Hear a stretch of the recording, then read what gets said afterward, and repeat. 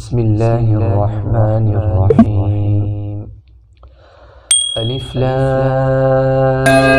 را، تلك آيات الكتاب وقرآن مبين.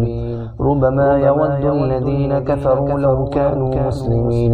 ذرهم يأكلوا ويتمتعوا ويلههم الأمل فسوف يعلمون. وما أهلكنا من قرية إلا ولها كتاب معلوم، ما تسبق من أمة أجلها وما يستأخرون.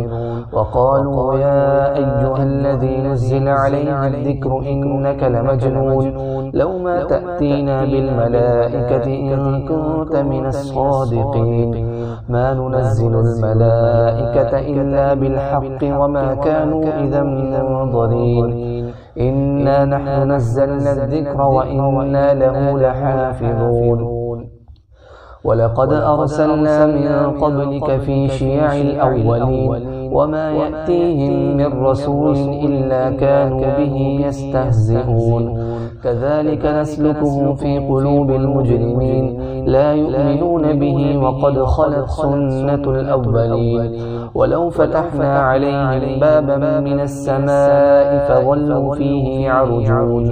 لقالوا إنما سكرت أبصارنا بل نحن قوم مسحورون. ولقد جعلنا في السماء بروجا وزيناها للناظرين، وحفظناها من كل شيطان رجيم إلا من استرق السمع فأتبعه شهاب مبين. والأرض مددناها وألقينا فيها رواسي وأنبتنا فيها من كل شيء موزون. وجعلنا لكم فيها معايش ومن لستم له برازقين. وإن من شيء إلا عندنا خزائنه وما ننزله إلا بقدر معلوم. وأرسلنا الرياح لواقح فأنزلنا من السماء ماء فأسقيناكموه وما أنتم له بخازنين. وإنا لنحن نحيي ونميت ونحن الوارثون. ولقد علمنا المستقدمين منكم ولقد علمنا المستأخرين. وإن ربك هو يحشرهم إنه حكيم عليم. ولقد خلقنا الإنسان من صلصال من حمأ مسنون. والجان خلقناه من قبل من نار السموم. وإذ قال ربك للملائكة إني خالق بشرا من صلصال من حمأ مسنون، فإذا سويته ونفخت فيه من روحي فقعوا له ساجدين. فسجد الملائكة كلهم أجمعون إلا إبليس أبى أن يكون مع الساجدين. قال يا إبليس ما لك ألا تكون مع الساجدين؟ قال لم أكن لأسجد لبشر خلقته من صلصال من حمأ مسنون. قال فاخرج منها فإنك رجيم وإن عليك اللعنة إلى يوم الدين. قال رب فأنظرني إلى يوم يبعثون. قال فإنك من المنظرين إلى يوم الوقت المعلوم. قال رب بما أغويتني لأزينن لهم في الأرض ولأغوينهم أجمعين إلا عبادك منهم المخلصين. قال هذا صراط علي مستقيم. إن عبادي ليس لك عليهم سلطان إلا من اتبعك من الغاوين. وإن جهنم لموعدهم أجمعين، لها 7 أبواب لكل باب منهم جزء مقسوم. إن المتقين في جنات وعيون ادخلوها بسلام آمنين. ونزعنا ما في صدورهم من غل إخوانا على سرر متقابلين. لا يمسهم فيها نصب وما هم منها بمخرجين نبئ عبادي أني أنا الغفور الرحيم وأن عذابي هو العذاب الأليم ونبئهم عن ضيف إبراهيم إذ دخلوا عليه فقالوا سلاما قال إنا منكم وجلون قالوا لا توجل إنا نبشرك بغلام عليم قال أبشرتموني على أن مسني الكبر فبم تبشرون قالوا بشرناك بالحق فلا تكن من القانطين قال ومن يقنط من رحمة ربه إلا الضالون قال فما خطبكم أيها المرسلون قالوا إنا أرسلنا إلى قوم مجرمين إلا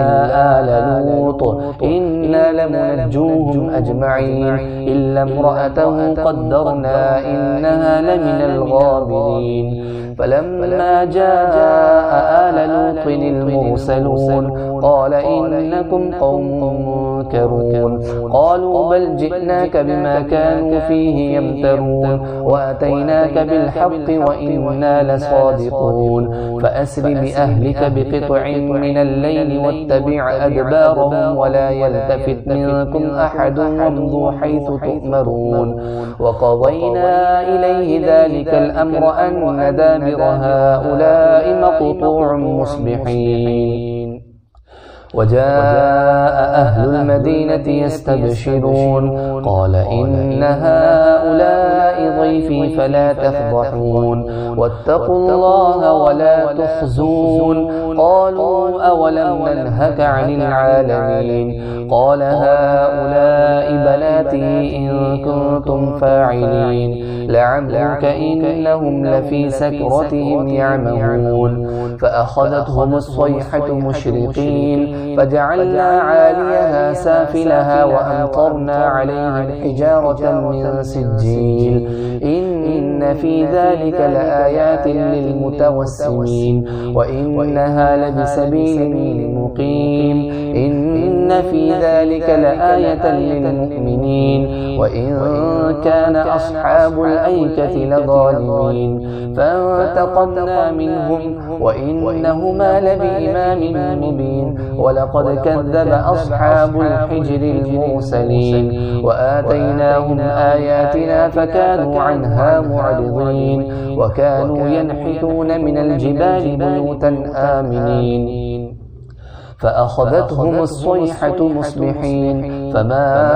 أغنى عنهم ما كانوا يكسبون وما خلقنا السماوات والأرض وما بينهما إلا بالحق وإن الساعة لآتية فاصفح الصفح الجميل إن ربك هو الخلاق العليم ولقد آتيناك 7 من المثاني والقرآن العظيم لا تمدن عينيك إلى ما متعنا به أزواجا منهم ولا تحزن عليهم واخفض جناحك للمؤمنين وقل إني أنا النذير المبين كما أنزلنا على المقتسمين الذين جعلوا القرآن عظيم فوربك لنسألنهم أجمعين عما كانوا يعملون فاصدع بما تؤمر وأعرض عن المشركين إنا كفيناك المستهزئين الذين يجعلون مع الله إلها آخر فسوف يعلمون ولقد نعلم أنك يضيق صدرك بما يقولون فسبح بحمد ربك وكن من الساجدين واعبد ربك حتى يأتيك اليقين. بسم الله الرحمن الرحيم أتى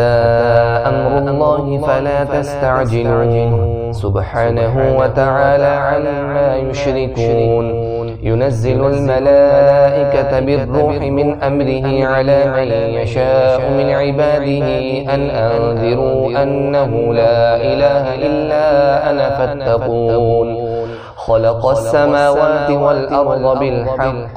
تعالى عما يشركون خلق الإنسان من نطفة فإذا هو خصيم مبين والأنعام خلقها لكم فيها دفء ومنافع ومنها تأكلون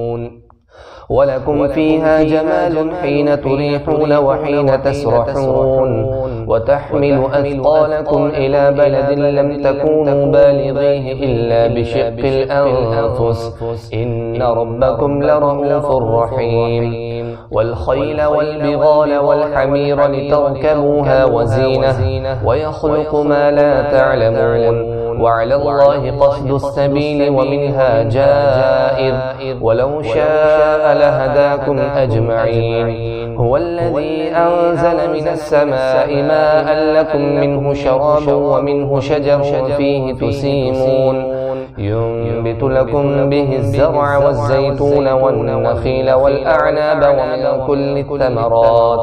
إن في ذلك لآية لقوم يتفكرون وسخر لكم الليل والنهار والشمس والقمر والنجوم مسخرات بأمره إن في ذلك لآيات لقوم يعقلون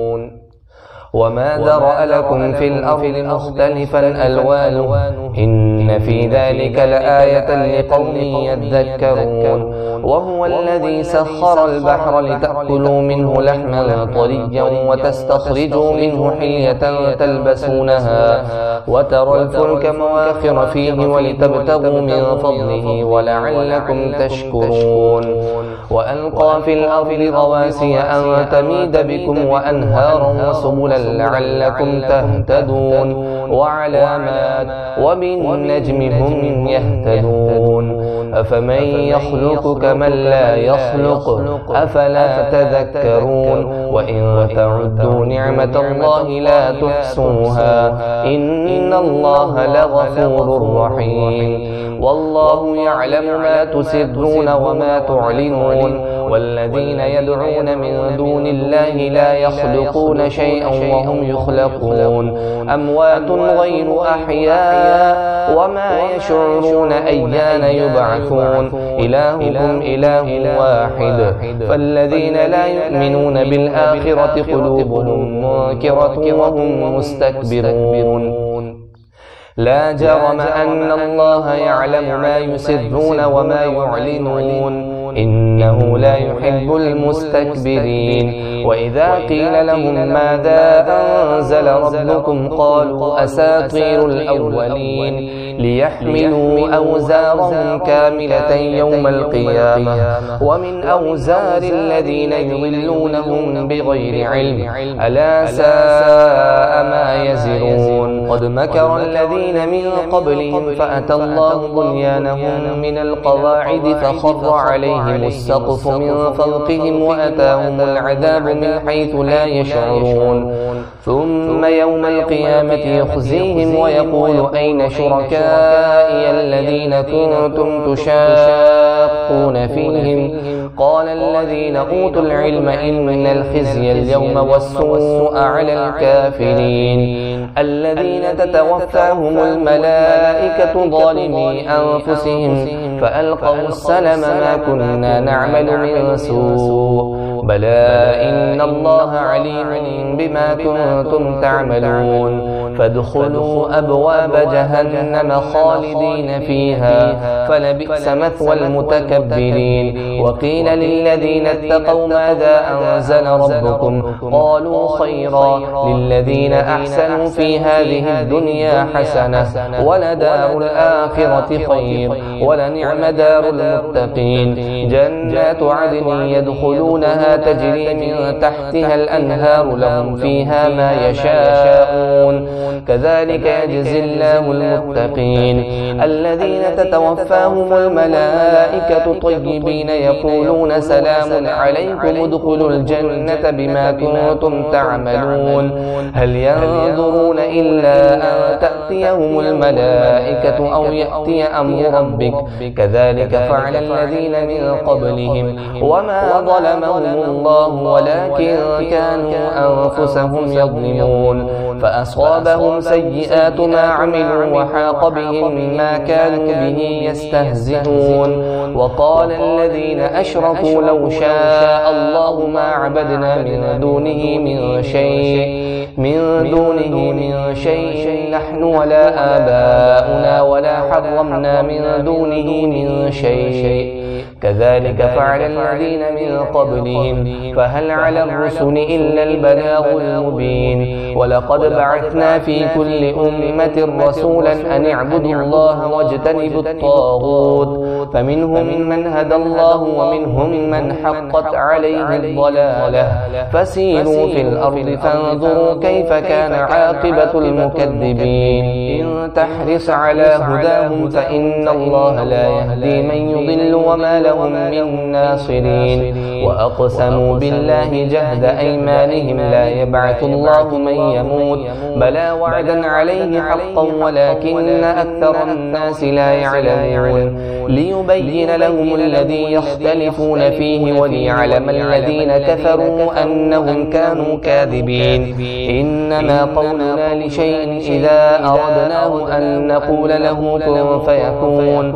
والذين هاجروا في الله من بعد ما ظلموا لنبوئنهم في الدنيا حسنة ولأجر الآخرة أكبر لو كانوا يعلمون الذين صبروا وعلى ربهم يتوكلون وما أرسلنا من قبلك إلا رجالا نوحي إليهم فاسألوا أهل الذكر إن كنتم لا تعلمون بالبينات والزبر وأنزلنا إليك الذكر لتبين للناس ما نزل إليهم ولعلهم يتفكرون أفأمن الذين مكروا السيئات أن يخسف الله بهم الأرض أو يأتيهم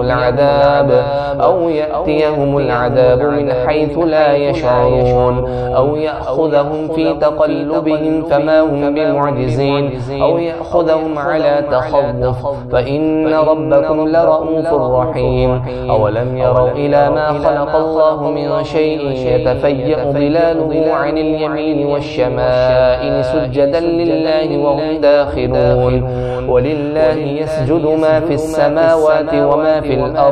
وما في الأرض من دابة والملائكة وهم لا يستكبرون يخافون ربهم من فوقهم ويفعلون ما يؤمرون وقال الله لا تتخذوا إلهين اثنين إنما هو إله واحد فإياي فارهبون وله ما في السماوات والأرض وله الدين واصبا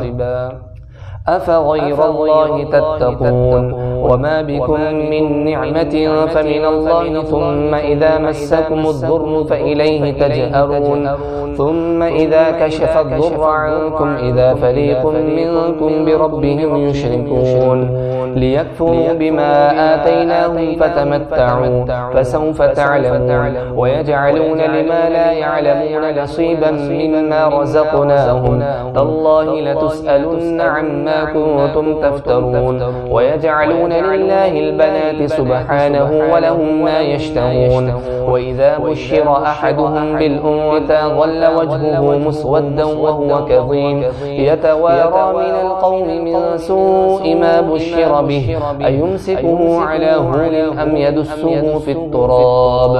ألا ساء ما يحكمون للذين لا يؤمنون بالآخرة مثل السوء ولله المثل الأعلى وهو العزيز الحكيم ولو يؤاخذ الله الناس بظلمهم ما ترك عليها من دابة ولكن يؤخرهم إلى أجل مسمى فإذا جاء أجلهم لا يستأخرون ساعة ولا يستقدمون ويجعلون لله ما يكرهون وتصف ألسنتهم الكذب أن لهم الحسنى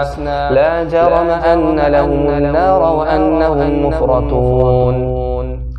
تالله لقد أرسلنا إلى أمم من قبلك فزين لهم الشيطان أعمالهم فهو وليهم اليوم ولهم عذاب أليم وما أنزلنا عليك الكتاب إلا لتبين لهم الذي اختلفوا فيه وهدى ورحمة لقوم يؤمنون والله أنزل من السماء ماء فأحيا به الأرض بعد موتها إن في ذلك لآية لقوم يسمعون وإن لكم في الأنعام لعبرة نسقيكم مما في بطونه من بين فرث ودم لبنا خالصا سائغا للشاربين ومن ثمرات النخيل والأعناب تتخذون منه سكرا ورزقا حسنا إن في ذلك لآية لقوم يعقلون وأوحى ربك إلى النحل أن اتخذي من الجبال بيوتا ومن الشجر ومما يعرشون ثم كلي من كل الثمرات فاسلكي سبل ربك ذللا يخرج من بطونها شراب مختلف ألوانه فيه شفاء للناس إن في ذلك لآية لقوم يتفكرون والله خلقكم ثم يتوفاكم ومنكم من يرد إلى أرذل العمر لكي لا يعلم بعد علم شيئا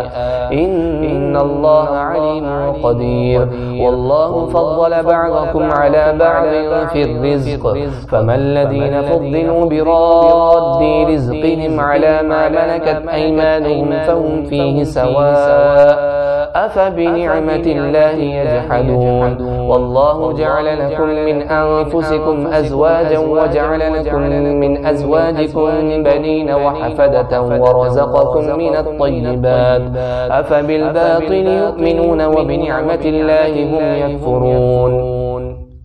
ويعبدون من دون الله ما لا يملك لهم رزقا من السماء والأرض شيئا ولا يستطيعون فلا تضربوا لله الأمثال إن الله يعلم وأنتم لا تعلمون ضرب الله مثلا عبدا مملوكا لا يقدر على شيء ومن رزقناه منا رزقا حسنا فهو ينفق منه سرا وجهرا هل يستوون الحمد لله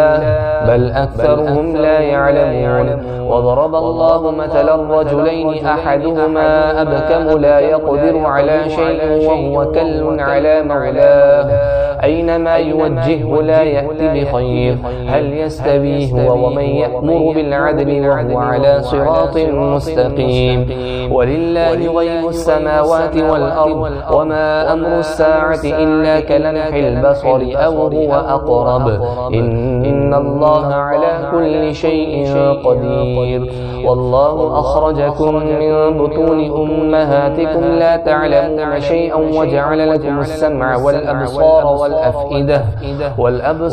والأفئدة لعلكم تشكرون ألم يروا إلى الطير مسخرات في جو السماء ما يمسكهن إلا الله إن في ذلك لآيات لقوم يؤمنون والله جعل لكم من بيوتكم سكنا وجعل لكم من جلود الأنعام بيوتا تستخفونها يوم ضعنكم ويوم إقامتكم ومن أصوافها وأوبارها وأشعارها أثاثا ومتاعا إلى حين والله جعل لكم مما خلق ظلالا وجعل لكم من الجبال أكنانا وجعل لكم سرابيل تقيكم الحر وسرابيل تقيكم بأسكم كذلك يتم نعمته عليكم لعلكم تسلمون فإن تولوا فإنما عليك البلاغ المبين يعرفون نعمة الله ثم ينكرونها وأكثرهم الكافرون ويوم نبعث من كل أمة شهيدا ثم لا يؤذن للذين كفروا ولا هم يستعتبون وإذا رأى الذين ظلموا العذاب فلا يخفف عنهم ولا هم ينظرون وإذا رأى الذين أشركوا شركاءهم قالوا ربنا هؤلاء شركاؤنا الذين كنا ندعو من دونك فألقوا إليهم القول إنكم لكاذبون وألقوا إلى الله يومئذ السلم وضل عنهم ما كانوا يفترون الذين كفروا وصدوا عن سبيل الله زدناهم عذابا فوق العذاب بما كانوا يفسدون ويوم نبعث في كل أمة شهيدا عليهم من أنفسهم وجئنا بك شهيدا على هؤلاء ونزلنا عليك الكتاب تبيانا لكل شيء وهدى ورحمة وبشرى للمسلمين إن الله يأمر بالعدل والإحسان وإيتاء ذي القربى وينهى عن الفحشاء والمنكر والبغي يعظكم لعلكم تذكرون وأوفوا بعهد الله إذا عاهدتم ولا تنقضوا الأيمان بعد توكيدها وقد جعلتم الله عليكم كفيلا إن الله يعلم ما تفعلون ولا تكونوا كالتي نقضت غزلها من بعد قوة أنكاثا تتخذون أيمانكم دخلا بينكم أن تكون أمة هي أربى من أمة إنما يبلوكم الله به وليبينن لكم يوم القيامة ما كنتم فيه تختلفون ولو شاء الله لجعلكم أمة واحدة ولكن يضل من يشاء ويهدي من يشاء ولتسألن عما كنتم تعملون ولا تتخذوا أيمانكم دخلا بينكم فتزل قدم بعد ثبوتها وتذوقوا السوء بما صددتم عن سبيل الله ولكم عذاب عظيم ولا تشتروا بعهد الله ثمنا قليلا إنما عند الله هو خير لكم إن كنتم تعلمون ما عندكم ينفد وما عند الله باق ولنجزين الذين صبروا أجرهم بأحسن ما كانوا يعملون من عمل صالحا من ذكر أو أنثى وهو مؤمن فلنحيينه حياة طيبة ولنجزينهم أجرهم بأحسن ما كانوا يعملون فإذا قرأت القرآن فاستعذ بالله من الشيطان الرجيم إنه ليس له سلطان على الذين آمنوا وعلى ربهم يتوكلون إنما سلطانه على الذين يتولونه والذين هم به مشركون وإذا بدلنا آية مكان آية والله أعلم بما ينزل قالوا إنما أنت مفتر بل أكثرهم لا يعلمون قل نزله روح القدس من ربك بالحق ليثبت الذين آمنوا وهدى وبشرى للمسلمين والله إنما يعلمه بشر لسان الذي يلحدون إليه أعجمي وهذا لسان عربي مبين إن الذين لا يؤمنون بآيات الله لا يهديهم الله ولهم عذاب أليم إنما يفتري كذب الذين لا يؤمنون بآيات الله وأولئك هم الكاذبون من كفر بالله من بعد إيمانه إلا من أكره وقلبه مطمئن بالإيمان ولكن من شرح بالكفر صدرا فعليهم غضب من الله ولهم عذاب عظيم ذلك بأنه مستحب الحياة الدنيا على الآخرة وأن الله لا يهدي القوم الكافرين أولئك الذين طبع الله على قلوبهم وسمعهم وأبصارهم وأولئك هم الغافلون لا جرم أنهم في الآخرة هم الخاسرون ثم إن ربك للذين هاجروا من بعد ما فتنوا ثم جاهدوا وصبروا إن ربك من بعدها لغفور رحيم يوم تأتي كل نفس تجادل عن نفسها وتوفى كل نفس ما عملت وهم لا يظلمون وضرب الله مثلا قرية كانت آمنة مطمئنة يأتيها رزقها رغدا من كل مكان فكفرت بأنعم الله فأذاقها الله لباس الجوع والخوف بما كانوا يصنعون. ولقد جاءهم رسول منهم فكذبوه فأخذهم العذاب وهم ظالمون. فكلوا مما رزقكم الله حلالا طيبا واشكروا نعمة الله إن كنتم إياه تعبدون. إنما حرم عليكم الميتة والدم ولحم الخنزير وما أهل لغير الله به، فمن اضطر غير باغ ولا عاد فإن الله غفور رحيم. ولا تقولوا لما تصف ألسنتكم الكذب هذا حلال وهذا حرام لتفتروا على الله الكذب، إن الذين يفترون على الله الكذب لا يفلحون. متاع قليل ولهم عذاب أليم. وعلى الذين هادوا حرمنا ما قصصنا عليك من قبل وما ظلمناهم ولكن كانوا أنفسهم يظلمون. ثم إن ربك للذين عملوا السوء بجهالة ثم تابوا من بعد ذلك وأصلحوا إن ربك من بعدها لغفور رحيم. إن إبراهيم كان أمة قانتا لله حنيفا ولم يكن من المشركين شاكرا لأنعمه اجتباه وهداه إلى صراط مستقيم. وآتيناه في الدنيا حسنة وإنه في الآخرة لمن الصالحين. ثم أوحينا إليك أن اتبع ملة إبراهيم حنيفا وما كان من المشركين. إنما جعل السبت على الذين اختلفوا فيه وإن ربك ليحكم بينهم يوم القيامة فيما كانوا فيه يختلفون. ادع إلى سبيل ربك بالحكمة والموعظة الحسنة وجادلهم بالتي هي أحسن